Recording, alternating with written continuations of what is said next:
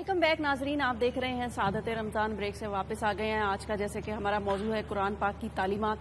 जी अलामा साहब, मैं पूछना चाह रही थी कि सबसे ज्यादा कुरान मजीद में किस चीज पर जोर दिया गया है, किस चीज का जिक्र किया गया है? माशाल्लाह, बहुत खूबसूरत और अहम सवाल है। जी जी। सबसे पहले जैसे जनाब बशारत इमामी साहब इरशाद फरमा रहे थे और साहब भी कि कुरान मजीद जो है ये आलमगीर कलाम है और पूरी इंसानियत के लिए फलाह व बहबूद का एक अबदी पैगाम है।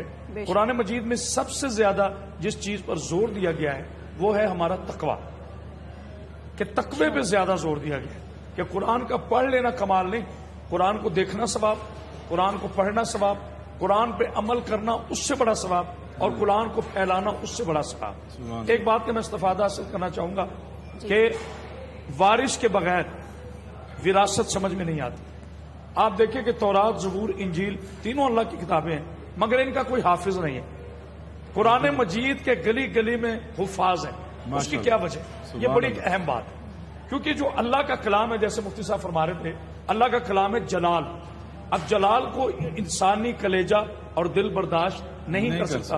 साइंसी फंक्शन से मैं अपने नबी पाक सल्लल्लाहु अलैहि वसल्लम की शान अतर में एक जुमला करना चाहूंगा कि आप ये एसी एयर कंडीशन चल रहा है, इसके आगे अफजल भाई जितनी ठंडक है, इसके पीछे हम चले जाएं तो सीओ साहब इतनी गर्मी होगी। यानी जब पीछे से कलाम आया तो ये जलाले इलाही थी, जब मेरे नबी के सीने पे नाजिल हुआ तो अब ये रहमत इलाही में तब्दील हो गया, क्योंकि मेरे नबी के सल्लल्लाहु अलैहि वसल्लम की जुबान अक़दस से निकला तो ये रहम में तब्दील हो गया, ये शिफा बन गया।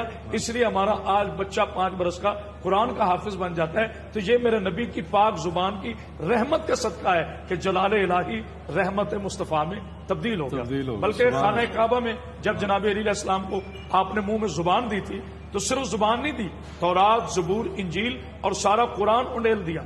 जनाबे यहाँ बड़ी अहम बात मैं करना चाह रहा हूँ, जनाबे जिब्रील अमीन अलैहिस्सलाम का आना हम इसको मानते हैं कि वो वही लेकर आते थे, लेकिन ये कह देना कि नबी जानते नहीं थे, नऊजुबिल्लाह नबी को आता, ये बात नहीं है। चूंकि अल्लाह का हुक्म है कि मेरे हुक्म के बगैर नबी होंठ नहीं हिलाता, इसका ये मतलब नहीं है कि नबी जानता नहीं। अल्लाह ने फरमाया कि मेरी वही तक नबी बोलता नहीं है, ये नहीं कहा कि जानता नहीं है। और यही वो नबी का इल्म था जो आगे करबला में हुसैन बादशाह के सीने में आया तो उन्होंने नेज़े पे पढ़कर पूरी कायनात में वाहिद में मुसलमान आलम से हाथ जोड़ के अर्ज करूंगा, कुरान कितनी अजमत का मालिक है। पूरी कायनात में वाहिद नवास रसूल जिक्र गोश बतूल मेरा मौला हुसैन है, जिन्होंने धड़ के बगैर नेज़े की अनी पर तिलावत करके दुनिया को बता दिया शहीद ऐसे जिंदा होता है, और कुरान की ये अजमत है। आज अगर हम इस अल्लाह के पाक कलाम पर अमल करते तो मेरा यकीन है, खुदा की कसम, हम दुनिया में कभी कमजोर ना होते। आज हम शिया सुन्नी देवबंदी बनकर इस्लाम को देख रहे हैं, आज हम मोमिन बनकर इस्लाम को नहीं देख रहे। आज दुरूद वाले बारूद वालों का सहारा ले रहे हैं, ऐसा नहीं है। दीन मोहब्बत का नाम है।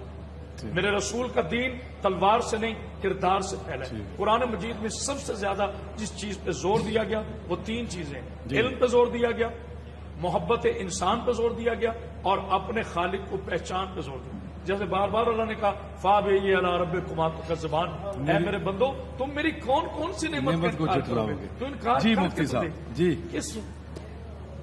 कौन कौन सी नेमत को झुठलाओगे, किस किस नेमत का जिक्र करें? हाँ, कुरान मजीद जैसे कि आज का मौजू भी यही है कि ये ज़ाब्ता हयात है, और ज़ाब्ता हयात का माना यह है कि क़यामत तक पैदा होने वाले तमाम इंसानों के लिए कुरान मजीद पैगाम हिदायत है, और क़यामत तक जो भी मसाइल पैदा होंगे, जो भी मुश्किलात होंगी इंसानों के लिए, उन तमाम का हल कुरान मजीद के अंदर मौजूद है। जिस तरह क़यामत तक पैदा होने वाले तमाम लोगों के लिए रसालत मोहम्मद मुस्तफ़ा सल्लल्लाहु अलैहि वसल्लम काफ़ी वाफ़ी है, इसी तरह से क़यामत तक पैदा होने वाले तमाम इंसानों के लिए कुरान मजीद की हिदायत जो है वो काफ़ी वाफ़ी है। अब कुरान मजीद जो हमारे पास अल्लाह का पैगाम और हिदायतनामा मौजूद है, तो इसको फ़कत पढ़ लेना काफ़ी नहीं है कि इसकी सिर्फ तिलावत की जाए। अगरचे दुनिया की वाहिद किताब कुरान मजीद ऐसी है कि इसको सिर्फ पढ़ने से भी अल्लाह ताला अजर अता फरमाता है, किसी और किताब की ये शान नहीं है, ये सिर्फ कुरान मजीद की शान है। लेकिन कुरान मजीद पैगाम हिदायत है, ये जिंदगी में इनकलाब लाने के लिए आया है। تو قرآن مجید کو کیسے پڑھیں گے تو انقلاب آئے گا؟ اگر ہم حلق سے اوپر قرآن مجید کو پڑھتے رہیں گے، قرآن مجید کو پڑھ کر الماریوں میں بند کر کے رکھ دیں گے تو کبھی انقلاب نہیں آئے گا۔ یہ بالکل اسی طرح سے ہے کہ چونکہ آج امت ساری بیمار ہے، امت مسلمہ بیمار ہے، اور صحیفہ انقلاب اور دوا جو ہے یہ ہمارے گھروں کے اندر موجود ہے۔ دیکھیے، اگر کوئی مریض کسی ڈاکٹر کے پاس جاتا ہے اور ڈاکٹر اسے نسخہ لکھ کر دیتا ہے کہ یہ دوا لیں تو یہ ٹھیک ہو جائیں گے، وہ جا کر اس نسخے کو پڑھتا رہے اور پڑھ کر بند کر کے اسے الماری میں رکھ دے اور دوا نہ لے تو کیا وہ ٹھیک ہو سکتا ہے؟ نہیں ٹھیک ہو سکتا۔ بہت خوبصورت قرآن مجید جو ہے یہ شفاء لما فی الصدور بھی ہے، اور حضرت علی کرم اللہ وجہہ الکریم فرماتے ہیں کہ خیر الدوائی القرآن، کہ بہترین دوا جو ہے یہ قرآن مجید ہے۔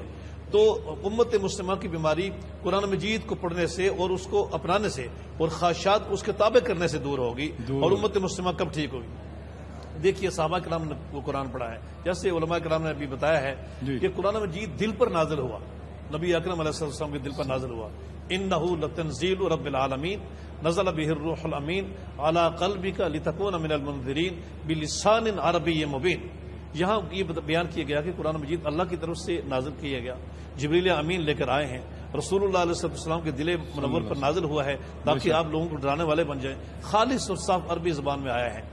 تو صحابہ کرام نے بھی اس کو جب دلوں سے پڑھا، جو کلام دل پر نازل ہوا اسے جب دل سے پڑھیں گے تو زندگی میں انقلاب آئے گا، پھر انقلاب آئے گا۔ جب قرآن مجید میں شراب، دیکھیے شراب کتنی محبوب چیز تھی عربوں کی، مہمانوں کے لیے، اور ایک قیمتی چیز گھروں میں ہوتی تھی۔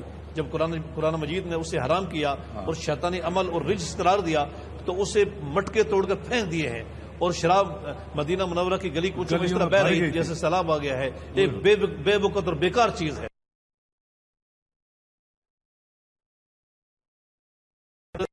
بشر رحمۃ اللہ علیہ، ایک جنگ کے موقع پر رسول اللہ علیہ السلام نے ان کو نگران مقرر کیا کہ آپ یہاں پہرا دیں، ان کو بھی اور حضرت عمار بن یاسر رضی اللہ تعالی عنہ کو بھی کہ آپ پہرا دیں۔ تو انہوں نے دیکھا کہ پہرا دیتے ہوئے کہ کوئی خطرے کی بات نہیں ہے تو انہوں نے نفل پڑھنا شروع کیے۔ نفل کے دوران کسی نے تیر مارا اور آپ کو پیوست ہو گیا تو آپ نے تیر کھینچ کر باہر نکال دیا، پھینک دیا، لیکن نماز پڑھتے رہے۔ پھر کسی نے دوسرا تیر مارا تو وہ بھی آپ پیوست ہو گیا جسم میں، آپ نے اس کو بھی نکال کر پھینک دیا لیکن نماز نہیں توڑی۔ تیسرا تیر جب لگا تو پھر اس پہ وہ نکالا اس کو، اور اس وقت حضرت عمار بن یاسر رضی اللہ تعالیٰ عنہ کو جگایا، سارا ماجرا سنایا۔ تو انہوں نے کہا کہ جب آپ کو پہلا تیر لگا تھا آپ مجھے اس وقت جگا لیتے۔ تو انہوں نے کہا کہ میں قرآن مجید کی جو سورت پڑھ رہا تھا، میرا یہ خیال تھا کہ اس سورت کی تکمیل ہو جائے، تیر لگتے رہیں لیکن مجھے تیر کی پرواہ نہیں تھی، مجھے پرواہ اس بات کی تھی کہ سورت کی تکمیل ہو جائے۔ آپ دیکھیے کس انہماک سے قرآن مجید پڑھتے تھے، اور قرآن مجید پڑھنے میں ان کو کتنا لطف آتا تھا۔ پھر انہوں نے یہ کہا آخر میں کہ اگر مجھے اس بات کا ڈر نہ ہوتا کہ رسول اللہ علیہ السلام نے حکم فرمایا ہے کہ یہ خطرے کی جگہ ہے، تو میں اس صورت کو پڑھتا رہتا نماز میں، یا وہ صورت ختم ہوتی یا میری جان چلی جاتی۔ اللہ اکبر۔ تو یہ وہ لوگ جنہوں نے قرآن کو دل سے پڑھا ہے، جن پر قرآن نازل ہوا، ان کی زندگیوں میں انقلاب آ گئے ہیں۔ انہوں نے صرف شراب نہیں چھوڑی، انہوں نے اپنے وطن چھوڑے، انہوں نے اپنے کاروبار چھوڑے، انہوں نے اپنی زندگیاں چھوڑی ہیں، انہوں نے سب کچھ چھوڑا ہے اور اللہ تبارک و تعالیٰ کے حکم کے تابع ہو گئے۔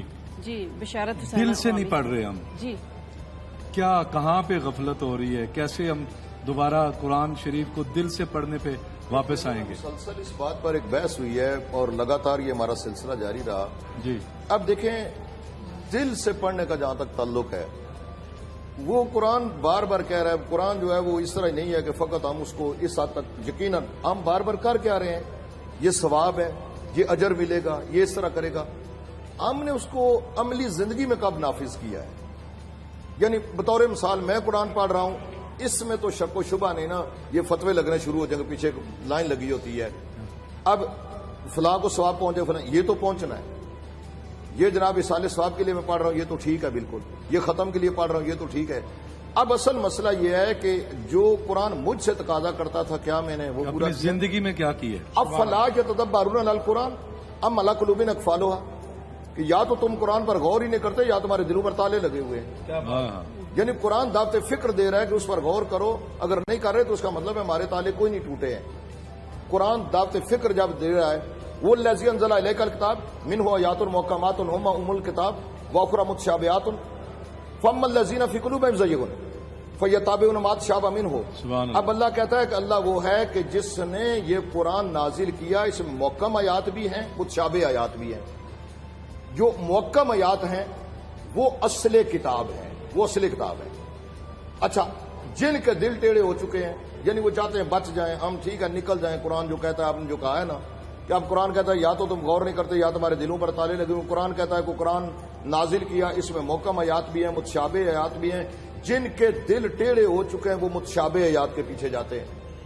کیوں؟ ابتغاء و ابتغاء الفتنہ، تاکہ وہ اس کی اپنی مرضی کی تعویل کر سکیں قرآن کی اور فتنہ پیدا کر سکیں. پھر اللہ نے کہا وَمَا يَعْلَمُ تَأْوِيلَهُ إِلَّا اللَّهُ وَالرَّاسِخُونَ فِي الْعِلْمِ. اس قرآن کی تعویل کو کوئی نہیں جانتا، یا وہ نازل کرنے والا جانتا ہے یا راسخون فی العلم جانتے ہیں. بے شک. اب راسخون فی العلم کے دروازے پر جب جائیں گے، اب راسخون فی العلم علماء نے تشریح کی ہے، مفسرین نے بیان کیا، اس سے مراد امت کے علماء ہیں. بصد احترام، بصد عزت سلام ہے. امت کے اگر علماء موجود ہیں تو ابھی علامہ کرامت عباس حیدری صاحب نے آغاز کیا الف لام میم سے. الف لام میم سے یا حروف مقطعات جہاں بھی آئیں گے، جس وقت بھی کوئی بھی مترجم، کوئی بھی مفسر تفسیر لکھے گا، نیچے وہی لفظ لکھ دے گا، کہے گا کہ یا اللہ جانتا ہے یا جس ہستی پہ نازل ہوا وہ جانتا ہے. اس کا مطلب نہیں جانتے. اب یا تعویل اس کی اللہ جانتا ہے یا راسخون فی العلم جانتے ہیں. اب راسخون فی العلم کون ہے؟ شیخ الطائفہ شیخ ابو جعفر طوسی علیہ الرحمہ نے تفسیر طبیان کے اندر ایک جملہ نقل کیا. میں سمجھتا ہوں پورا جملہ کافی ہے سمجھنے کے لیے کہ ہم قرآن پر عمل کس طرح کریں. کہا کہ اللہ نے قرآن میں محکم آیات کیوں نہ رکھ دی؟ ہر کوئی پڑھتا مطلب اخذ کر لیتا. متشابہ آیات وہ ہیں جس میں سمجھانے والے کی ضرورت ہو، بتانے والے کی ضرورت ہو، سکھلانے والے کی ضرورت ہو. تو متشابہ آیات کیوں رکھی؟ ایک جملے میں تفسیر طبیان کے اندر شیخ جعفر طوسی علیہ الرحمہ نے جملہ بیان کر دیا. کہا کہ چھٹے امام جعفر صادق علیہ السلام فرماتے ہیں کہ اللہ نے قرآن کے اندر متشابہ آیات رکھ کر صبح قیامت تک کے لیے دنیا کو آل محمد کا محتاج کر دیا. اس لیے فرمایا کہ میں تم میں قرآن اور اہل بیت چھوڑ کر جا رہا ہوں. قرآن اس وقت تک سمجھ نہیں آتا جب تک اہل بیت کے دروازے پر نہیں جھکیں گے. اس لیے کہ اب قرآن کا لا راتب ولا جا بسم اللہ فی کتاب مبین، کوئی خوش تار جیسا نہیں جس کا ذکر قرآن میں نہ ہو. تو پھر وارث کے متعلق القرآن و علی والی المال قرآن، قرآن علی کے ساتھ ہے اور علی قرآن کے ساتھ ہے. اب دیکھنا پڑے گا کہ اس پر عمل کس طرح کرنا ہے. وہ پھر انہوں نے عمل کر کے سامنے دکھایا کہ آپ نے قرآن پڑھ کے فقط اس طرح نہیں کہ میں گھر میں بیٹھوں گا جنگ نہیں کروں گا، میں گھر میں بیٹھوں گا عمل تو کرنا پڑے گا. میں گھر میں بیٹھوں گا تو غریبوں کی مدد نہیں کروں گا، میں گھر میں بیٹھوں گا قرآن پڑھتا رہوں گا اور میں یتیموں کی مدد نہیں کروں گا. نہیں، انہوں نے قرآن پڑھ کے دکھلایا کہ قرآن یہ پڑھنا ہے اور اس پر عمل اس طرح کرنا ہے. ایک ہے یعنی تلاوت قرآن، اور ایک ہے پھر اس قرآن کے قوانین کو عملی طور پر نافذ کرنا. ہمارے یہاں مسئلہ یہ بنا ہوا ہے کہ ہم یہ چاہتے ہیں کہ سارے کام ہم پھونک کے ذریعے سے ٹھیک کر دیں، ہم تعویذ دھاگے کے ذریعے سے ٹھیک کر دیں، اور پھر آگے سے وہ بھی ماشاءاللہ جو لوگ ہمیں ملتے ہیں کمال کے ہیں وہ پھر. اچھا جی ہزاروی صاحب، قرآن ہمیں کوئی ایسا علم نہیں ہے، کوئی ایسی تعلیم نہیں ہے جو نہیں دیتا. ہمارے اوپر عمل ہم کیوں نہیں کر رہے؟ ہم اللہ کو بھی مانتے ہیں، قرآن مجید کو بھی مانتے ہیں، اللہ کے رسول کو بھی مانتے ہیں، لیکن عمل کیوں نہیں کر رہے؟ اس کی وجہ کیا ہے؟ ہمیں کیا ہو گیا ہے؟ سوال پہلے سے میرا خیال ہے یہ چلا تھا جی کہ قرآن کریم نے سب سے زیادہ زور کس پر دیا ہے. یہ باقی تمام باتیں جو ہے یہ ثانوی حیثیت کی. جی میرا خیال یہ ہے کہ قرآن کریم نے سب سے پہلے انسانوں کو انسانیت سکھانے کی دعوت دی. انسانیت کا درس دیا سب سے انسان بن جاؤ بس. کیسے بنے ہم انسان؟ اب جب انسانیت جو ہے نا، نبی اکرم صلی اللہ علیہ وسلم کے کمالات میں کہ آپ کے تو تمام کمالات ہی کمالات تھے، لیکن جو آپ کے سوانح نگار ہیں وہ یہ کہتے ہیں کہ حضور صلی اللہ علیہ وسلم کی تعلیمات پر تو کسی آدمی کو بحث نہیں ہے. جی حضور اکرم صلی اللہ علیہ وسلم نے لوگوں کو انسانیت سکھائی. جب انسانیت آ گئی تو سارا معاملہ برابر ہوگا، ٹھیک ہو جائے گا. بگاڑ کس میں ہے، کہاں پر پیدا ہوا ہے؟ تو اللہ کریم نے فرمایا اولئک کل انعام، لوگ بھی ہیں اور ان کو کہا کل انعام ہے. یعنی بڑی عجیب تعبیر ہے یہ، اولئک یہ لوگ کل انعام. مطلب کیا ہے کہ ہے شکل انسان کی لیکن انسانیت نہیں ہے اس میں انسانیت. تو رسول کریم صلی اللہ علیہ وسلم نے انسانیت، اور قرآن کریم جو ہے یہ انسانیت کی تعلیم ہے. بے شک اب کہ قرآن کریم کی یہ تعلیمات ہم میں کیسے آ جائیں؟ ہاں، جیسے یہ امامی صاحب نے- اصل مقصد جیسے پرابلم یہ ہے اگر افضل بھائی صاحب مجھے نے بھی اجازت ہے کہا- ایک جملے کے اضافہ مفتی صاحب کی موجودگی میں کہنا صرف ایک جملہ جی، کہ جی۔ جناب علی سے پوچھا گیا جتنے بات ہوتی ہے یہ قرآن حفظ کرتے ہیں، پڑھتے ہیں، عمل کرتے ہیں، سرکار نے مسئلے حل کر دی. آپ سے پوچھا گیا کہ یا علی آپ قرآن کیوں پڑھتے ہیں؟ کہا میں قرآن جب میرا دل چاہتا ہے میں اپنے اللہ سے باتیں کروں تو میں نماز پڑھتا ہوں، اور جب میرا دل چاہتا ہے میرا اللہ مجھ سے باتیں کرے تو میں قرآن پڑھتا ہوں. اللہ اکبر. یعنی مسئلہ حل ہو گیا کہ اسی لیے فرمایا گیا تھا یا اللہ تیری عبادت نہ دوزخ کے ڈر سے کرتا ہوں نہ جنت کے لالچ میں کرتا ہوں، آپ کی عبادت اس لیے کرتا ہوں تو ہے ہی لائق عبادت. لائق عبادت. ہم نے اللہ کو مانا، اللہ کی مانی کب؟ بس جس دن اللہ کی مان لیں گے سارا مسئلہ حل. سارا مسئلہ آ بہت گیا. خوبصورت. جی اصل جو ہے نا وہ کہ قرآن کریم کو جیسے امامی صاحب نے بھی کہا کہ ہم نے اس کو تعویذ داغے کی کتاب بنا لیا ہے، صحیح ہے.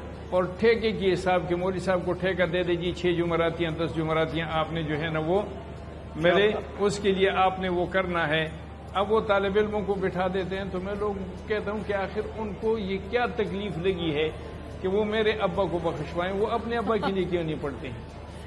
ہاں اپنے جو اپنے والدین کے لیے خود بندہ پڑھ سکتا ہے نہیں اس سے زیادہ بالکل صحیح بات ہے. بالکل صحیح. اس لیے اپنی میں بات. یہ بات عرض کرنا چاہتا ہوں کہ ہمیں بنیادی طور پر قرآن کریم کی ان بنیادی تعلیمات کی طرف آ جائیں، ہمیں آنا پڑے گا. اب یہ ہے کہ اس کے لیے اینگل ہم کون سا اختیار کرتے ہیں.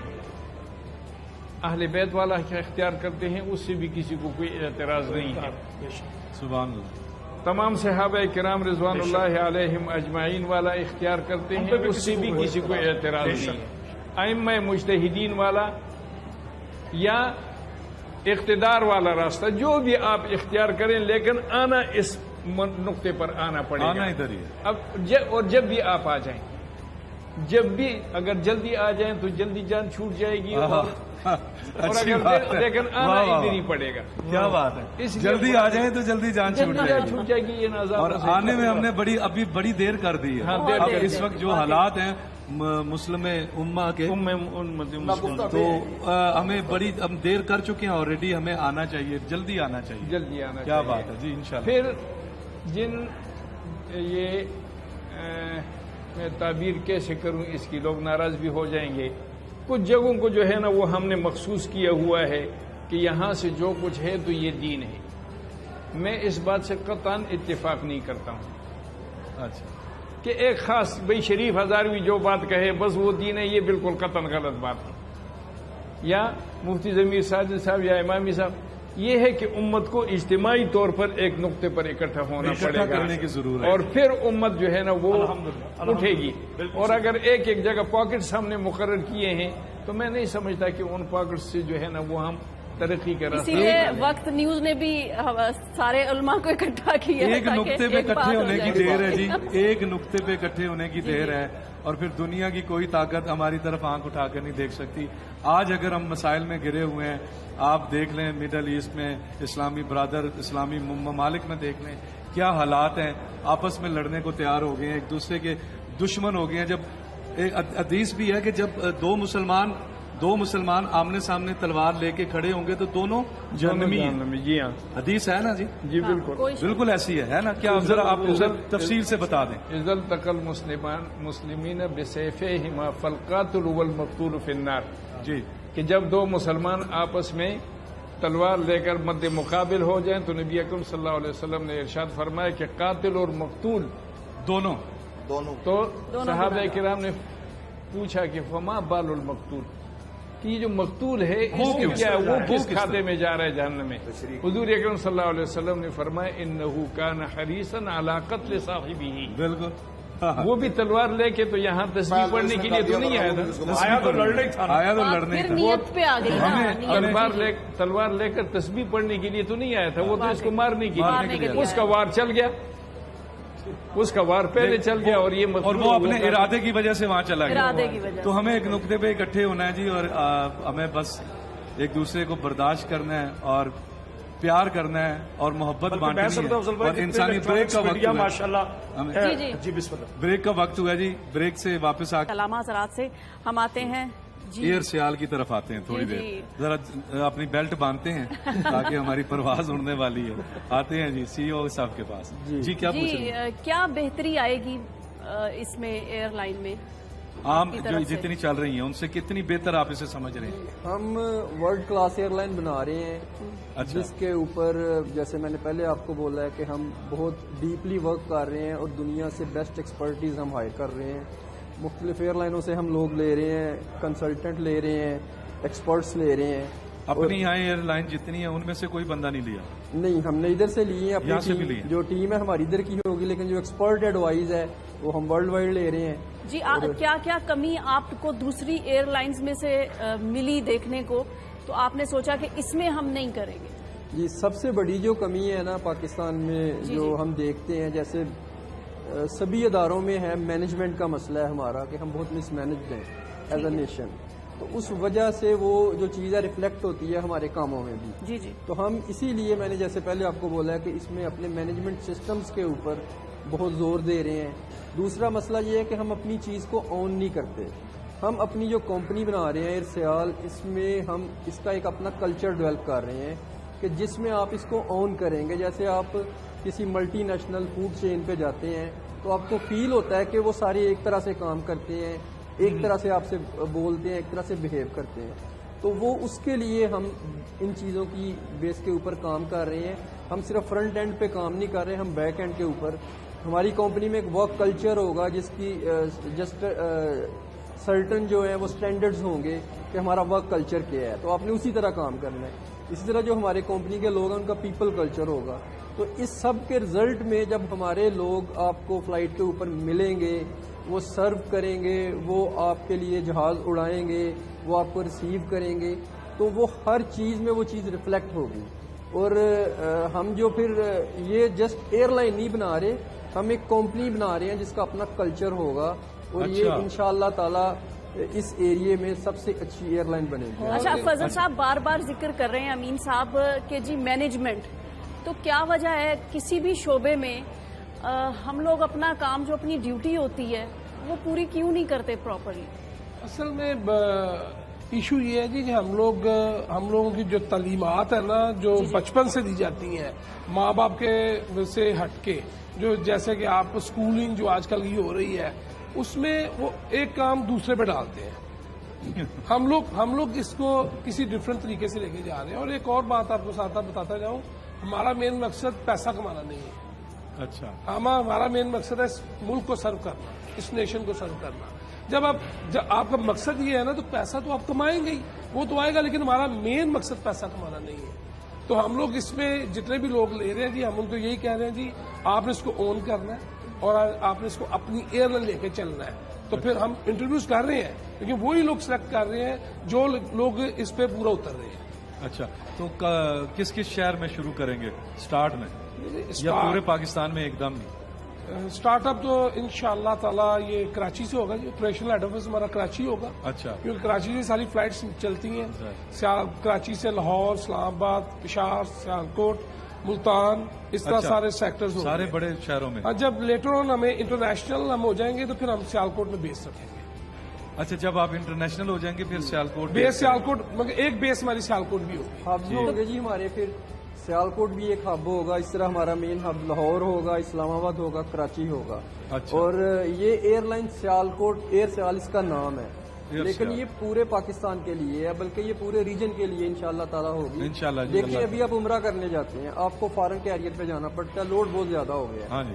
حاجی صاحب ادھر سے بیٹھتے ہیں, وہ دبئی یا کہیں اور رکتے ہیں, پھر دوسری فلائٹ لیتے ہیں.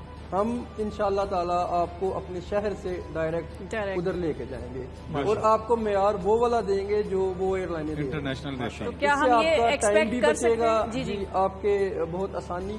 تو یہ ہم اسی طرح انشاءاللہ جب انٹرنیشنل ہوں گے تو ہم کینیڈا تک اس کو اپنی فلائٹس کو نارتھ امریکہ تک لے کے جائیں گے.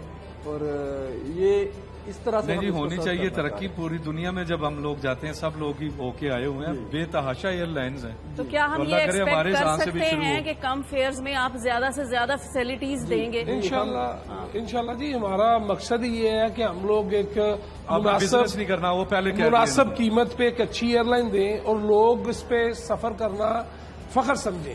جیسے کہ ابھی PIA پہ آپ یقین کریں کہ ماشاءاللہ ہماری قومی ایئر لائن ہے لیکن ہم ڈرتے ہیں اس پہ ٹریول کرتے ہوئے. تو اس ایئر لائن پہ آپ شوق سے ٹریول کریں گے. اور ایک اور بات, بالکل برانڈ نیو آپ لے کے آئیں گے جہاز. نہیں, تھوڑے یوزڈ ہوں گے لیکن اچھے ہوں گے جہاز. اس کے کچھ آورز ہوتے ہیں, آورز کے حساب سے ہم لیں گے.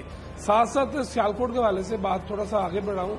جیسے سیالکوٹ ایئرپورٹ ہے, جی ماشاءاللہ جی اس وقت وہاں پہ اراؤنڈ 60 فلائٹس ویک ہیں اور ساری انٹرنیشنل ہیں. 3 فلائٹس ہیں صرف کراچی سے سیالکوٹ کی, باقی ساری ہماری انٹرنیشنل فلائٹس ہیں جتنی بھی, دبئی, قطر, دوحہ, اس طرح ساری فلائٹس. مڈل ایسٹ میں 7 فلائٹس ایمریٹس کی ہیں. ٹھیک. اسی طرح 7 فلائٹس ہیں ہماری, اور صرف کراچی جاتی ہیں آپ کے شہر سے؟ نہیں, 3 فلائٹس کراچی کی, PIA کی, باقی ساری انٹرنیشنل ہیں. باقی انٹرنیشنل ہے, سارے فارن کیریئر آتے ہیں وہاں. اوکے, زبردست. جی اچھا, میں علامہ صاحب سے سوال پوچھنا چاہ رہی تھی. جی, نہیں ہوگا.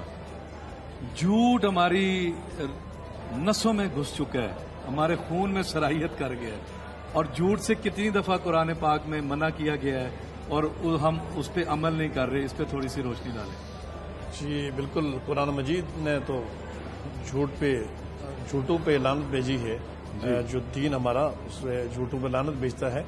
اور ایک حدیث پاک ہے کہ نبی اکرم صلی اللہ تعالی علیہ وسلم سے صحابہ کرام نے مختلف سوالات کیے تھے. ایک آدھ چیز میرے ذہن سے اتر گئی, لیکن یہ سوال بھی تھا کہ اکان المؤمن جبانا یا رسول اللہ, یا رسول اللہ کیا مومن بزدل ہو سکتا ہے؟ آپ نے فرمایا ہاں بزدل ہو سکتا ہے. مختلف چیزوں کے بارے میں سوال ہوتا رہا, آپ نے فرمایا ہاں ایسا ہو سکتا ہے. لیکن جب یہ سوال ہوا کہ اکان المؤمن کذابا یا رسول اللہ, آپ نے فرمایا لا, کہ کیا مومن جھوٹا ہو سکتا ہے؟ تو آپ نے فرمایا نہیں, مومن جھوٹا نہیں ہو سکتا ہے. تو یہ دیکھیے رسول اللہ صلی اللہ علیہ وسلم, مطلب ہے یہ تو بڑا خطرناک حد تک اس وقت ہماری پوزیشن ہے. یہ تو حدیث رسول ہے, کوئی ایسا انسان نہیں ہے جو نہ جھوٹ بولتا. مومن میں اور خامیاں ہو سکتی ہیں, اس کی جھوٹا نہیں ہو سکتا, لیکن مومن جھوٹا نہیں ہو سکتا ہے, کیونکہ ہر برائی کی بنیاد جھوٹ ہے. لیکن آپ دیکھیں کہ پہلے بھی میں نے عرض کیا تھا کہ جو غیر مسلم معاشرے ہیں, ہم جب چھوٹے چھوٹے تھے تو لوگ کہتے تھے کہ ہماری اچھائیاں انہوں نے لے لی ہیں. ٹھیک ہے, ہم یہ نہیں کہتے کہ ان کی ساری باتیں اچھی ہیں, انہوں نے دنیا پر بڑے بڑے زیادتیاں بھی کی ہوئی ہیں, لیکن اپنی قوم کے لیے جب آپ دیگر غیر مسلم معاشرے میں یورپ میں چلے جائیں تو وہاں پر ایک جوس کا جو ڈبہ ہے وہ اگر آپ اٹھا کر دیکھتے ہیں تو اس پر لکھا ہوا ہے کہ یہ کھول کر پئیں آپ, اور اگر آپ کو اچھا نہیں لگا تو اس کو واپس رکھ لیں, اور آپ کی پرسنالٹی میں کوئی فرق نہیں آئے گا. اگر آپ سوٹ جو ہے وہ پہنتے ہیں, استعمال کرتے ہیں, لیکن آپ کو اچھا نہیں لگا, آپ واپس کر دیتے ہیں, تو وہ پیمنٹ ساری واپس کر دیتے ہیں. ہاں جی. تو لیکن بہت سے لوگ ایسے بھی ہیں کہ جو سوٹ استعمال کر کے واپس جمع کرا دیتے ہیں. ہمارے ہاں لکھا ہوتا ہے کہ خریدا ہوا مال واپس نہیں ہوگا. اور پھر جھوٹ جو ہے یہ ہماری بات بات کے اندر, کاروبار میں لوگ کہتے ہیں جھوٹ نہیں بولے گا تو چلے گا نہیں, سیاست میں لوگ کہتے ہیں کہ جھوٹ نہیں ہوگا تو چلے گی نہیں. ہمارے ہاں دیکھیں جو اس وقت جو سیاست متعارف ہے, سیاست تو دراصل ایک بہتری کا نام ہے, بھلائی کا نام ہے, جس کے سینے میں قوم کا درد ہو وہ سیاست دان ہے.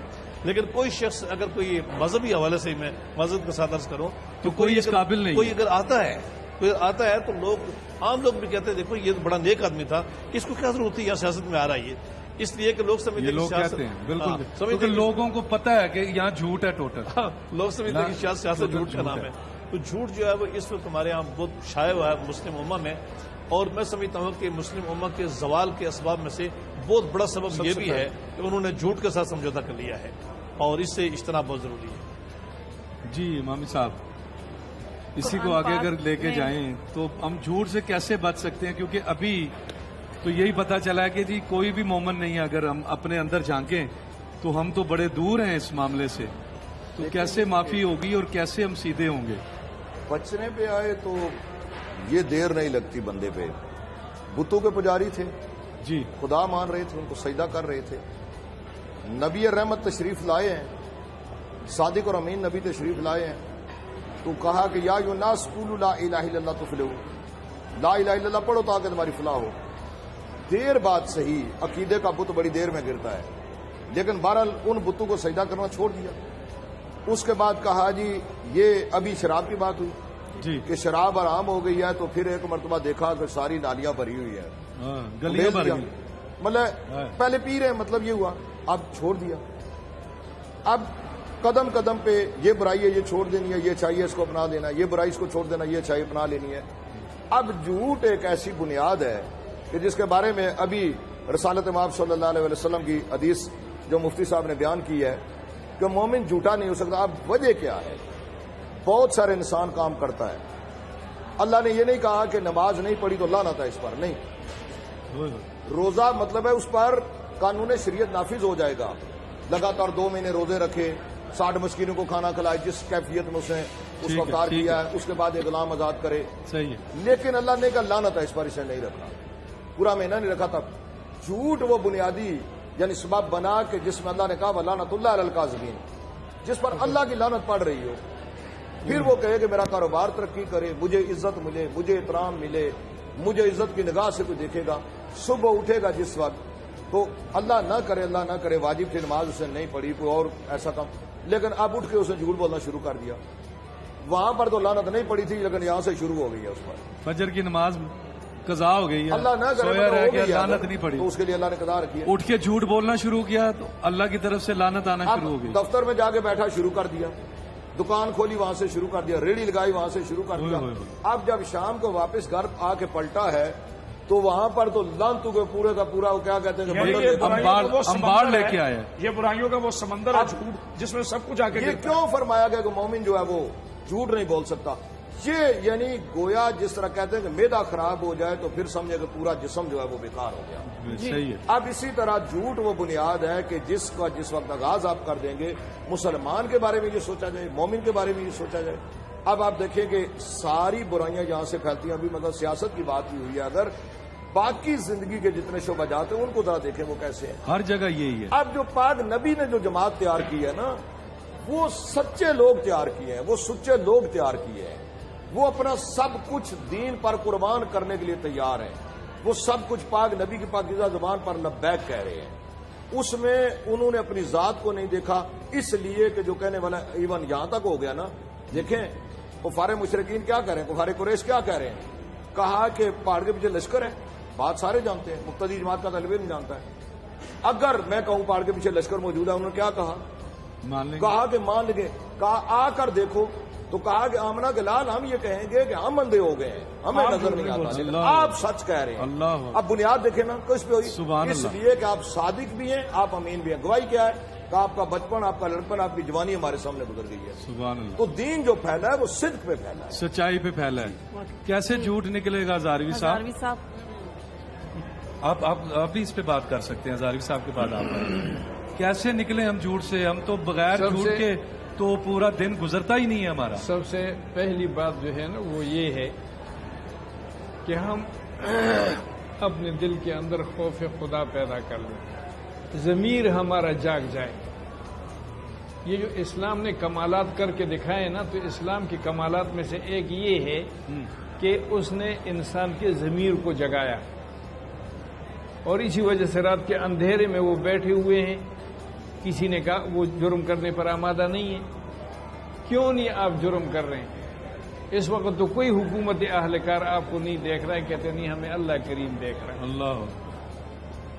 سب سے پہلے تو اپنے ضمیر کو بیدار کرنے کی بات ہے. اگر یہ بیدار ہو گیا تو معاملہ ہی ختم ہے سارا. اب دوسرے نمبر پر یہ بات سمجھے، دیکھیں یہ قرآن کریم رحمت ہے، عبادت ہے. ایک لفظ پڑھیں تو 10 نیکیاں، ایک لفظ پڑھیں تو 30 نیکیاں، ایک لفظ پڑھیں تو 700 نیکیاں. اور مختلف مواقع سے کہ الگ سے پڑھیں، نماز میں پڑھیں، حرم میں پڑھیں، جہاں پڑھیں. ایک سوال یہ ہے کہ جو قرآن کریم پڑھتا ہے اور قرآن کریم اس پر لعنت کرتا ہے. آدمی قرآن کریم بھی پڑھے اور قرآن کریم اس پر لعنت کرے، کتنا افسوسناک مرحلہ ہے. تو اس کی 2 تعبیریں ہیں. ایک تو یہ ہے کہ قرآن کریم نے جن اعمال کی ترغیب دی ہے، جن معاملات کی ترغیب دی ہے، آدمی وہ نہ کرے اور قرآن پڑھتا رہے تو قرآن کی لعنت ہے اس پر، پھٹکارے. دوسرا یہ ہے کہ جو آدمی جھوٹ بولتا ہے تو یہی پڑھتا ہے لعنت اللہ علی الکاذبین، پر وہ خود رہا ہے اور جھوٹا بھی ہے تو قرآن کریم اس کو کہتا ہے لعنت اللہ علی الکاذبین، اس پر لعنت. اس لیے یہ بہت سنگین بات ہے، سنگین جرم ہے یہ، اور اس سے جو ہے نا وہ بچنے کا کہ دل کے اندر تقوی پیدا ہو، خوف خدا پیدا ہو، اور اعمال کا محاسبہ. یہ جو منافق ہے اس کو جو کہا ہے ان المنافقین فی الدرک الاسفل من النار، اور اس کی علامت حدیث میں یہ بیان کیے کہ وَإِذَا حَدَّثَ كَذَبَ، جب وہ بات کرتے ہیں جھوٹ بولتا ہے. تو اگر اس حوالے سے ہماری ضمیر جو ہے نا وہ بیدار ہو چکے ہیں، مردہ ہو چکے ہیں. دوسرا یہ ہے کہ ہماری تعلیم میں یہ بات شامل نہیں ہے. آپ اسکول، کالج، یونیورسٹی اس میں چلے جائیں، اتنی بڑی بڑی کتابیں ہیں، لیکن اس میں ایک بھی موضوع، ایک بھی چیپٹر جو ہے وہ سچائی کا نہیں ہے. کلیے اور فارمولے جو ہے وہ پوری دنیا کو مسخر کرنے کے لیے وہ ہم وہاں پر بیان کرتے ہیں اور ان کو لکھتے ہیں کہ جی یہ کلیہ ہے یہ، اور یہ سائنسی جو ہے نا وہ فارمولہ ہے، اس کو ایسے کریں گے تو یہ ہوگا. لیکن اگر ہم سچ بولیں گے تو کیا ہوگا؟ یہ اس لیکن ایسے جھوٹ والی باتیں تو بچپن سے ہی سکھانی چاہیے. بچوں کے نصاب میں ویسے ہوتی ہیں کچھ کہانیاں ایسی جھوٹ کی سزا، وہ اس طرح سے بچوں کو سکھائی جاتی ہیں، لیکن گھر سے سیکھنی ضمیر جگانے کی ضرورت ہے. جیلانی صاحب آپ کچھ کہنا چاہ رہے ہیں؟ میں بھی اسی والے سے بات کرنا چاہتا ہوں. آپ تاجر بھی ہیں، آپ کا واسطہ بات ہے جی تقوی کی. جی، جس بندے کا اللہ تعالیٰ کی ذات پاک پہ پورا یقین ہے نا کہ جو ہونا میرے رب کی طرف سے ہوگا، وہ کبھی بھی جھوٹ نہیں بولے گا، کچھ بھی ہو جائے. کیونکہ یہ لالچ کے لیے بولا جاتا ہے کہ کسی بھی حالت میں جو ہونا ہے وہ اللہ کی طرف سے ہونا ہے. بے شک. برا ہم اپنی طرف لیتے ہیں، لیکن بیسیکلی وہ اللہ تعالیٰ کی طرف سے ہے. وہ ہر تنگی کے بعد راحت ہے. تو اللہ تعالیٰ کی ذات پاک پہ جب ہمارا یقین پختہ ہوگا، ہم جھوٹ نہیں بولیں گے کبھی بھی. نہ ڈریں گے کسی سے، نہ جھوٹ بولیں گے. ایمان پکا نہیں ہے، اندر سے ہم ایک نہیں ہیں، ٹھیک نہیں ہے. جی بالکل مشکل حالات ہیں. آپ کچھ اس پہ بات کرنا چاہیں گے؟ پھر ہم قوالی پہ جا رہے ہیں. میں جیلانی صاحب کو سیکنڈ کروں گا. میں یہی بات سوچ رہا تھا جنہوں نے کی ہے. ہمارا یقین نہیں ہے اللہ میں. ہم بزنس میں اس لیے جھوٹ بولتے ہیں کہ جھوٹ بولنے سے بزنس ملے گا. اگر اللہ میں یقین ہوگا آپ کا تو آپ کیوں جھوٹ بولیں گے؟ مین مقصد مسئلہ یہ ہے کہ ہم نے جھوٹ کو وہ بنا لیا ہے کہ جھوٹ بولیں گے تو بزنس ہوگا. ہم ڈر کے جھوٹ بولتے ہیں، اللہ سے نہیں ڈرتے، بندے سے ڈر کے جھوٹ بولتے ہیں. تو یہ انہوں نے بڑی مختصر بات کی ہے اور بڑی ہی پوائنٹ کی بات کی ہے. باقی اس بات کو جتنا مرضی لمبا کر لیں یا چھوٹا کر لیں. بس ایک ہی جملہ کہنا چاہوں گا، کوئی مسلمان جھوٹا نہیں، جھوٹے کو مسلمان کہا جاتا ہے. ہاں، ایک جھوٹ کے لکھا جائے 100 جھوٹ پھر بولنا پڑتا ہے اس کو. ایک جھوٹ کے پیچھے لائن لگ جاتی ہے. بہت ساری باتیں ہیں، بہت ساری باتیں ہیں، کیا کر سکتے ہیں. اصل ہمارا یقین یہ ہے کہ سچائی میں برکت ہے. سیدھی جی بالکل. اگر ہم اس پہ یقین کر لیں تو معاملہ اور ہونا چاہیے یقین. حیثیت ایک مسلمان کے، حیثیت ایک انسان کے بنتے. بس یہ انسان قوالی کی طرف چلتے ہیں. جی آفی بھائی کون سا کلام سنا رہے ہیں آپ؟ ہاں جی، میں آپ کو طفیل نیازی صاحب کا ایک کلام سناؤں گا. نسبتی کلام ہے. میں نہیں جانا کھیڑیاں دے نال. میں نہیں جانا کھیڑیاں. بسم اللہ. جی جی.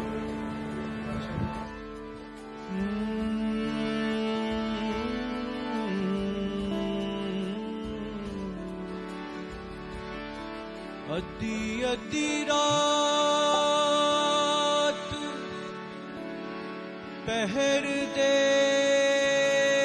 تڑکے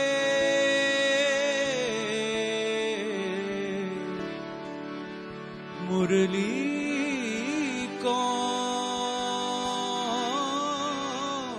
بجاوے اے مرلی میرے رانجھن والی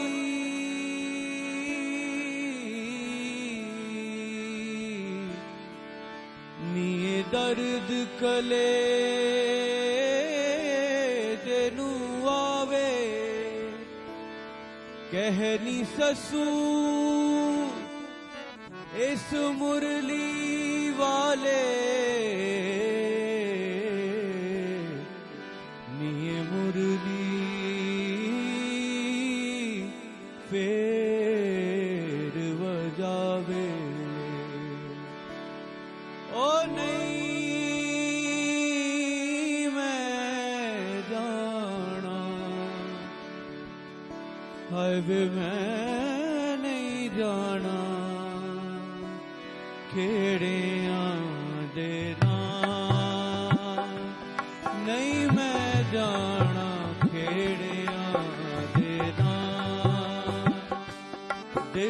विच रांझे दा ख्याल मैं नहीं हो जाना केड़ियां दे नाम मैं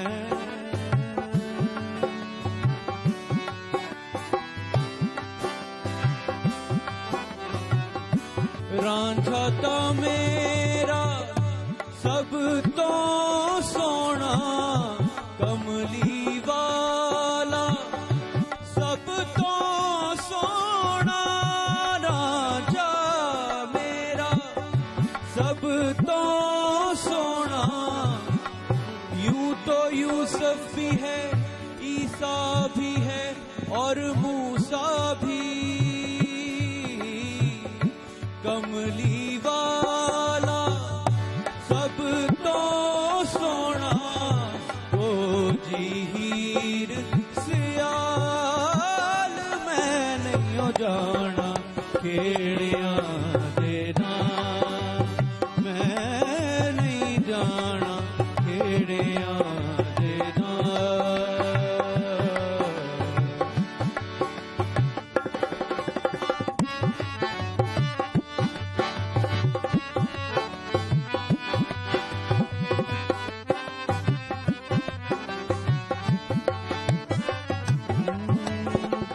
हीर मोई विच हिजर रांझे दे होया कैम इश्क दा डेरा हसदा चेहरा हीर उतारी विच कबर दे उत्ते मिट्टी दा ढेरा विच हनेरा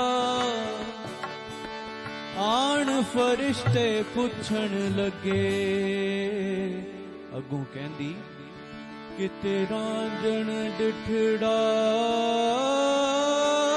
मेरा मैं पावां फेरा हाय वे मैं नहीं जाना खेड़ियां दे नाजरीन, आप देख रहे हैं सादत रमजान। हम यहाँ शाज़े किचन में मौजूद हैं। दुर्रे शहवार ने स्विरल कचौरियाँ बना ली है और ये अच्छा ये जबरदस्त। अच्छा, मैंने कहा था एक कचौरी जरा आपने सामने बनानी है। अच्छा, ताकि क्योंकि ये बना सकी मैं क्योंकि वो जरा लंबा प्रोसेस था तो मैंने कहा तुम्हारे पास इतना टाइम नहीं होगा। अच्छा, तो ये देखें ये एक छोटा सा टाइम नजदीक है। जी बिल्कुल। ये छोटा सा पेड़ा हमने लिया, इसमें हमने ये छोटा सा बैटर डाला जो कचौरी का कहते हैं कि मुश्किल हो जाता है, ये हो जाता है, सारे डाल देते चले जरा हैवी स्टफ हो जाएगा। लेकिन ठीक है, ये देखें ये बस हमने इसको हल्का सा इस तरह की पोटली बनाई और इसको आप बारीक कर लें किनारे, ठीक है, और इसको फ्राई कर लें। ये देखें ये हो जाएगी इसमें आराम से, वो आंच नहीं चल रही। जी मैंने खुद बंद किया, एक्चुअली बहुत ओवर हीट हो गया था तो थोड़ा सा मैं इसको बाद में ऑन करूंगी क्योंकि ये हमारा जो है। और ये देखें ये स्रिल का आप जरा देखें कि ये मैंने जो कटिंग की है तो ये किस तरह से आ रहा है। ठीक है, ये बिल्कुल इस तरह की गोल्डन ब्राउन हो जाएंगी तो हमने निकाल ली है। ठीक है, जब तक अभी आंच ऑफ रहने दूं। और ड्रिंक का बताइए जरा मुझे। ड्रिंक जी आज हमारी स्वीट एंड सावर स्मूदी है। हाँ, तो वो भी बस ऑलमोस्ट रेडी ही है। सावर उसमें क्या चीज है? उसमें सावर पीच है। पीच है, अच्छा। क्या क्या डाल रही हैं? वैसे उसमें मैंगो है, उसमें क्रीम है, थोड़ा सा योगर्ट है। योगर्ट भी खट्टा ही होता है तो उसमें थोड़ी सी हमने जो है वो चीनी डाली है और साथ बर्फ डाल के ब्लेंड किया। जी आप ब्लेंड करके लाइए जरा, मैं आपकी ये गर्मा गर्म कचौरियों को जरा देख लूं और मुझे बताएं कि ये आंच अब जला लूं कि नहीं। आंच जला लूं? हाँ जला। चलो, ये जी ब्राउन हो रही हैं कुछ और अफ्तार का टाइम भी नजदीक है।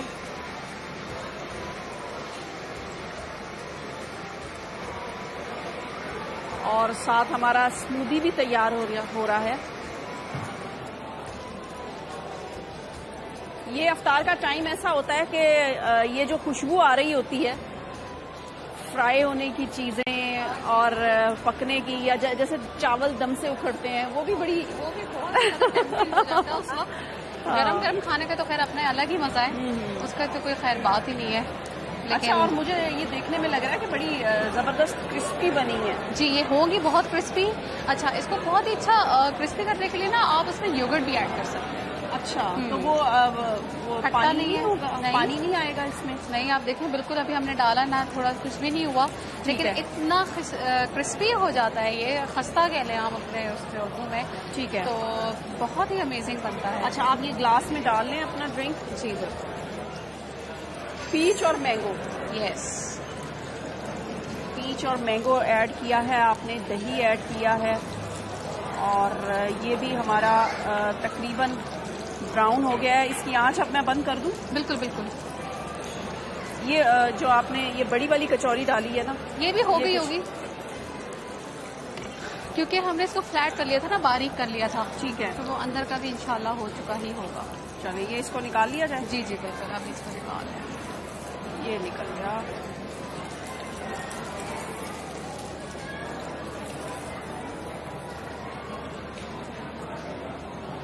یہ نکل رہا ہے، اور یہ اس کو بھی نکال لوں؟ ہاں جی، یہ بھی.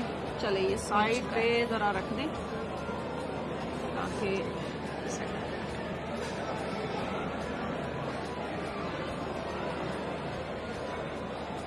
یہ ہماری بڑی والی کچوری بھی ایک تیار ہو گئی ہے.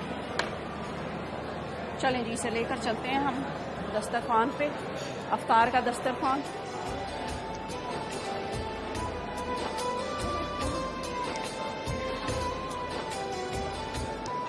اب ڈھونڈو بڑی. جی یہ آ گیا جی ہمارا ڈرنک، اور یہ کچوریاں ہیں، چھوٹی اچھا چھوٹی جی، کچوریاں. کچوریاں جی جی کچوریاں بنی ہیں اتنی چھوٹی. ہاں جی بالکل. بڑی بھی میں نے ایک بنا مائک میں جی درے شہوار. بڑی بھی دیکھیں میں نے بنا کے ساتھ رکھی ہے، لیکن ہر چیز کا ایک نیا طریقہ ہونا چاہیے. اچھا، بنائی چھوٹی ہیں زیادہ جی، تاکہ چلے گڈ ہو گیا. اچھا جی، ہمارے پاس ابھی ہے جی ٹائم کافی، تو ذرا بات کرتے ہیں. کن سے بات کریں آج؟ بچوں سے کرتے ہیں بات. کس کا روزہ ہے بیٹا؟ آپ کا پھر روزہ ہے آج؟ ماشاءاللہ. ذرا دینا فون، مائکرو فون دینا. مائک میں بتائیں جی. السلام علیکم. وعلیکم السلام. کیا نام ہے آپ کا؟ عبداللہ. عبداللہ. آپ نے اس دن بھی رکھا تھا نا؟ جی. کتنے روزے ہو گئے ہیں؟ میں نے کاؤنٹ نہیں کیے. آپ نے کتنے رکھے ہیں؟ میں نے وہی کاؤنٹ نہیں کیے. کاؤنٹ ہی نہیں کیے. واہ جی ماشاء اللہ، واہ جی واہ، ماشاء اللہ جی ماشاء اللہ. اب پاپا تو نہیں روکتے کہ نہیں رکھنا؟ نہیں. اب موسم اچھا ہو گیا نا، پاپا بھی کہتے ہیں رکھ لو. کوئی نہیں. اچھا، ادھر سے پوچھیں کہ یہ سحر افطار میں کیا کوئی اسپیشل افطاری دی جائے گی جب آپ پلان کریں گے اس حساب سے؟ افطاری کیا دیا کریں گے جہاز میں؟ اپنی ایئر لائن جہاز میں ہم لوگ تو جی بڑا کچھ پلان کر رہے ہیں اپنے لوگوں کے لیے، لیکن افطار میں اللہ کے فضل و کرم سے جو کھجور ہوتی ہے وہ دیں گے، ساتھ میں ان کو کوئی مشروب وغیرہ. لیکن بہتر ہوگا جو آلریڈی کر رہے ہیں ان سے ہم بہتر کریں گے. ان سے بہتر ہوگا. پھر روکھے وہ کیا کہتے ہیں؟ نہیں، وہ روکھے سینڈوچ نہیں ہوں گے. یہ پلیٹ ہے نا، وہ لا کر ایسے نہیں ہوگا. اچھا، ایسے نہیں ہوگا. ہمارا کلچر اسمائل ہو. اچھا، ہمارا کلچر اسمائل ہے. کیوں دیکھیں جی، ہم لوگ سروس انڈسٹری سے ہیں، تو ہم لوگوں نے تو سروس دینی ہے. ٹھیک ہے. اور جو ہمارے کہہ لیں کہ جو ہمارے کسٹمرز ہیں، جو پیسنجرز ہیں، وہ ہمارے لیے سب سے امپورٹنٹ ہے. ہمارے لیے ایئر لائن کے لیے سیفٹی، کسٹمرز اور ہمارے امپلائیز، یہ سب سے امپورٹنٹ ہے. اور پھر میں نے کہا کہ ہم نے تو خدمت خلق کرنی ہے جی، دوسرے لفظوں میں انشاءاللہ تعالیٰ. پہلے بھی سیالکوٹ بہت کچھ ایسے کام کر چکا ہے. ہم لوگوں نے خود نہیں، ایسا بھی ہونا چاہیے کہ مطلب ایک دفعہ ہم کراچی سے اسلام آباد آ رہے تھے رمضان آج سے 2 سال پہلے، اور وہاں افطاری ہونے میں 3 یا 4 منٹ سے ٹیک آف کر لیا. میں کہہ بھی رہا ہوں کہ یار ابھی افطار کر کے ٹیک آف کر لو. اب ہم نے ٹیک آف کیا، اوپر جا کے سورج ہمیں پھر نظر آنا شروع ہو گیا. ہم نے اسلام آباد کے پاس آ کے 20 منٹ لیٹ افطاری ہوئی ہے، کیونکہ سورج تو ہم اوپر چلے گئے ہیں نا. سورج 20 منٹ ہمارا روزہ لیٹ کرا دیا. میں بڑا بولا ہوں، میں نے کہا یار آپ 5 منٹ رک جاتے. یہ کیا طریقہ ہوا؟ تو ایسا کچھ شیڈیول ہونا چاہیے افطار اور سحر میں کم از کم ہمارے اسلامی ملکوں اس میں ایسی ساری چیزوں کو ہم پہلے ہی کنسیڈر کر رہے ہیں. اچھا. اور ہم انشاءاللہ تعالی ایک ڈفرینٹ وے میں اپنی سروسز دیں گے، جیسے جیلانی صاحب نے بولا ہے کہ یہ افطاری کا ٹائم ہے یا کس طرح کی سچویشنز ہوتی ہیں. تو یہ ساری وہی بات ہے کہ آپ جب چیزوں کو ٹھیک طرح سے پہلے سے پلان کرتے ہیں، سوچتے ہیں، اور ہمارے لیے کسٹمر سب سے آگے ہے. صحیح ہے. اور جب کسٹمر سب سے آگے ہے تو پھر کسٹمر کی ہم نے کنوینئنس دیکھنی ہے، اس کا کمفرٹ دیکھنا ہے. اب یہ نہیں کہ کسٹمر بیچارے کا روزے نہیں کھل پا رہا، ہم مسلمان ملک ہے. تو یہ ساری چیزوں کو ہم انشاءاللہ تعالی بڑے اچھے طریقے سے سوچ رہے ہیں، اور ہر چیز کے لیے ہم ہر سچویشن کے لیے. چلیں جی، اللہ خیر کرے انشاءاللہ. اچھا جی، میں اسی طریقے سے کراچی سے جا رہا تھا عمرے کے لیے. اچھا. تو 5 منٹ تھے، انہوں نے جہاز اڑا دیا. اچھا. ہم نے بڑا شور مچایا کہ 5 منٹ 1 گھنٹہ لیٹ جا کے، ظاہر پھر 1 گھنٹہ لیٹ، کیونکہ وہ ہم سورج کی طرف ہی جا رہے تھے، اوپر چلے جاتے، سورج نظر آنا. 1 گھنٹے بعد ہم نے پھر روزہ گھنٹے بعد ہم نے کوئی آدھے پونے گھنٹے بعد یہاں آگے اسلام آباد کے قریب آگے کھولا. جب لینڈ ہوئے تو نیچے رات تھی، اوپر دن تھا. جی دعا کروائیں آپ، ہمارے پاس 2 منٹ ہے، کروائیں آپ. چلیں مائک پکڑ لو آپ. بسم اللہ. الحمدللہ رب العالمین والصلاة والسلام على سید الانبیاء والمرسلین وعلى آلہ واصحابہ اجمعین. ربنا تقبل منا انک انت السمیع العلیم وتب علینا انک انت التواب الرحیم. اللہم لک صمنا وبک آمنا وعلیک توکلنا وعلی رزقک افطرنا. یا اللہ، عالم اسلام میں اور جہاں کہیں بھی لوگ آج روزے سے ہیں، اپنے خاص اکرم سے ان سب کے روزوں کو شرف قبولیت عطا فرما. الہ العالمین ہماری خطاؤں کو معاف فرما. اے اللہ، علم کے نور سے جہاں کو منور کرنے کی توفیق عطا فرما. الہ العالمین خواہشات کو قرآن کے تابع کرنے کی توفیق عطا فرما. اے اللہ، قرآن مجید کو پڑھنے، اس کو سمجھنے اور اس پر عمل کرنے کی توفیق عطا فرما. الہ العالمین قرآن مجید کے نور سے سینوں کو منور کرنے کی توفیق عطا فرما. الہ العالمین جو لوگ بھی اس خدمت کے لیے اپنا وقت صرف کر رہے ہیں انہیں جزائے خیر عطا فرما. یا اللہ، ہمیں پھر ماہ رمضان شریف کی یہ ساعتیں نصیب فرما. وصلی اللہ تعالی علی خیر خلقہ محمد وعلی آلہ واصحابہ اجمعین برحمتک. جی ہمارے پاس پورا 1 منٹ ہے جی ابھی. ہاں جی، کون؟ اور یہ عزت و شرف حاصل کرنے کے لیے ہر قبیلہ جو ہے وہ تگ و دو میں مصروف ہو گیا، یہاں تک کہ لوگوں نے ایک دوسرے کو قتل کی دھمکیاں دے دی اور یہ کہہ دیا کہ خون ریزی ہوگی اگر ہمیں یہ پتھر نصب نہ کرنے دیا گیا. پیارے بچوں، وہاں پر ایک شخص تھا جس کی بہت زیادہ سمجھیں کہ قبائل کے اندر عزت تھی، ٹھیک ہے، اور اس کو محترم سمجھا جاتا تھا. اس نے ایک بات کی، اس نے کہا کہ کل صبح جو شخص سب سے پہلے کعبۃ اللہ میں داخل ہو، یعنی اس صحن میں داخل ہوگا، وہ جو فیصلہ کرے گا وہ سارے قبائل کو ماننا پڑے گا. سب نے کہا کہ ٹھیک ہے، ہم اس فیصلے کو قبول کر لیتے ہیں. اگلی صبح نبی اکرم صلی اللہ علیہ وآلہ وسلم، کیونکہ اللہ پاک نے آپ سے یہ کام لینا تھا نا، تو نبی اکرم صلی اللہ علیہ وسلم سب سے پہلے صحن کعبہ میں تشریف لے آئے اور سب لوگ وہاں جتنے بھی قبیلے، جتنے بھی لوگ بیٹے جمع تھے نا، انہوں نے بلند آواز سے کہا کہ صادق آ گئے اور امین آ گئے، یعنی جو سب سے سچے ہیں اور جب سب سے زیادہ امانت دار ہیں وہ آئے ہیں اور ان کا جو فیصلہ ہوگا ہمیں قبول ہوگا. نبی اکرم صلی اللہ علیہ وآلہ وسلم نے کیا کیا کہ بیٹے ایک بڑی سی چادر منگوائی، اس چادر کے اندر آپ نے حجر اسود کو رکھا اور اس کے بعد تمام قبائل کے سرداروں سے کہا کہ آپ اس کا ایک ایک کونا پکڑ لیں، یعنی آپ سارے چادر کو مل کر پکڑ لیں. اب سب نے اس چادر کو پکڑا اور پکڑ کر وہ کعبہ کی جو دیوار تھی جہاں پر وہ پتھر نصب کرنا تھا وہاں پر لا کر اس کو رکھ دیا اور آخر میں حضور نبی اکرم صلی اللہ علیہ وسلم نے اس پتھر کو اٹھایا اور اٹھا کر اس کی جگہ پر اس کو نصب کر دیا. تو یوں آقا علیہ الصلوۃ والسلام کی فہم و فراست کی وجہ سے، آپ کی دانشمندی کی وجہ سے وہ قبیلے جو ایک دوسرے کو مرنے اور مارنے پہ آ گئے تھے اور ایک دوسرے کو دھمکیاں دے رہے تھے، وہ قبیلے اس خون ریزی سے بچ گئے.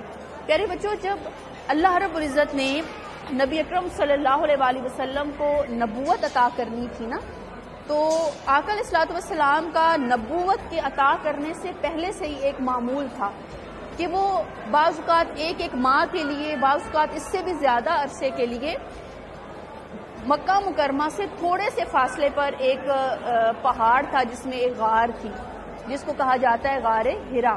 ٹھیک ہے، ابھی بھی جب زائرین وہاں عمرے کے لیے جاتے ہیں، حج کے لیے جاتے ہیں، تو وہ لازمی اس کی زیارت کرنے وہاں پر جاتے ہیں. تو بیٹے وہاں پر نبی اکرم صلی اللہ علیہ وسلم تشریف لے جاتے اور ساری رات سارا دن عبادت میں مصروف رہتے. تھوڑا سا کھانا گھر سے لے کر جاتے اور جب وہ کھانا ختم ہو جاتا تو واپس آ جاتے، پھر تھوڑا سا کھانا لے کر چلے جاتے تھے اور وہاں پر دن رات عبادت میں مصروف رہتے. ایک روز کیا ہوا کہ غار ہرا میں نبی اکرم صلی اللہ علیہ وسلم کو ایک نور دکھائی دیا، ایک روشنی دکھائی دی اور آپ کو ایسے لگا کہ جیسے آپ کے ارد گرد کوئی موجود ہے اور ایک بڑی روبدار قسم کی آواز جو ہے وہ آقا علیہ الصلوۃ والسلام کو وہاں پر سنائی دی. تو پھر حضرت جبرائیل امین علیہ السلام جو تھے، جو فرشتے ہیں اور جو انبیاء کی طرف اللہ کا پیغام یا وحی لے کر آیا کرتے تھے، وہ ظاہر ہوئے، نمودار ہوئے اور انہوں نے آقا علیہ الصلوۃ والسلام پر پہلی وحی نازل فرمائی اور فرمایا اقرأ بسم ربک الذی خلق، کہ آپ پڑھیے اپنے رب کے نام سے جس نے آپ کو پیدا فرمایا. تو یوں آقا علیہ الصلوۃ والسلام پر بیٹے پہلی وحی نازل ہوئی. لیکن اس وحی کے نازل ہونے کے بعد نبی اکرم صلی اللہ علیہ وآلہ وسلم کے جسم پر ایک کپکپی طاری ہو گئی. جیسے انسان کپکپاتا ہے نا، گھبراتا ہے، بہت زیادہ خوف سا ایک طاری ہو گیا. آقا علیہ الصلوۃ والسلام اسی حالت میں اپنے گھر تشریف لائے تو آگے سیدہ خدیجہ الکبریٰ رضی اللہ تعالی عنہا جو آپ کی زوجہ محترمہ ہیں، انہوں نے آپ کو دروازے پر ریسیو کیا اور آپ نے ان کو ساری صورتحال بتائی کہ اس طرح سے جبرائیل میرے پاس آئے اور انہوں نے یہ پیغام مجھے دیا. تو پھر سیدہ خدیجہ الکبریٰ رضی اللہ تعالیٰ عنہ فرمانے لگیں کہ اے اللہ کے رسول آپ گھبرائیے نہیں، آپ پریشان نہ ہوں، آپ غریبوں کی مدد کرنے والے ہیں، مظلوموں کی آواز سننے والے ہیں، بے کسوں کا سہارا بننے والے ہیں، تو اللہ تعالیٰ کبھی آپ کو اکیلا نہیں چھوڑے گا بلکہ آپ کے لیے بہتری ہی بہتری ہوگی. اس کے بعد پیارے بچوں آقا علیہ الصلوۃ والسلام نے باقاعدہ طور پر لوگوں کو، جو کفار تھے، اس معاشرے میں رہنے والے لوگ تھے، ان کو اللہ کا پیغام دینا شروع کیا، ان کو اللہ کے ایک ہونے کا پیغام دیا اور اپنے رسول ہونے کا پیغام جو تھا وہ آقا علیہ الصلوۃ والسلام نے ان لوگوں تک پہنچایا. اس سلسلے میں کیا ہوا کہ ایک بار نبی اکرم صلی اللہ علیہ وآلہ وسلم نے اپنے گھر، یعنی حضرت ابو طالب کے ساتھ آپ رہتے تھے اپنے چچا کے گھر، وہاں پر لوگوں کی دعوت کی اور لوگوں کو بلا کر جب حق کا پیغام دیا اور کہا کہ اس میں کون میرا ساتھ دے گا، تو پیارے بچوں صرف حضرت علی رضی اللہ تعالی عنہ جو اس وقت صرف 6 یا 8 سال کے ایک چھوٹے سے بچے تھے، وہ کھڑے ہوئے اور انہوں نے کھڑے ہو کر کہا کہ میں ہوں تو بچہ، کمزور بھی ہوں، لیکن اے اللہ کے رسول صلی اللہ علیہ وآلہ وسلم میں آپ کا ساتھ دوں گا اور اپنی زندگی کے آخری لمحے تک آپ کے اس مشن پر قائم رہوں گا اور اس کو آگے پہنچاتا رہوں گا. بیٹے یہ آج ہم نے آقا علیہ الصلوۃ والسلام کا تذکرہ کیا. انشاءاللہ کل بھی ہم اپنے پیارے نبی صلی اللہ علیہ وسلم کی زندگی کے کچھ واقعات آپ کے ساتھ شیئر کریں گے. بہت شکریہ راضیہ صاحبہ، آپ بہت خوبصورت طریقے سے پورا قصہ سناتی ہیں جو بچوں کو سمجھ بھی آتا ہے. جی آپ نے کیا نعت سنانی؟ نعت سنانی؟ چلے مائک دے دیجیے جلدی سے، ہمارے پاس بالکل تھوڑا سا ٹائم ہے. دل دل پاکستان جا جا پاکستان، دل دل پاکستان جا جا پاکستان. اس کے ساتھ ہی ہم لیں گے بریک، اس کے ساتھ ہی ہم لیں گے بریک دل دل پاکستان کے ساتھ، اور 11 بجے آپ لوگوں سے پھر ملاقات ہوگی انشاءاللہ کچھ انعامات اور پبلک چٹ چیٹ کے ساتھ. دیکھتے رہیے سعادت رمضان.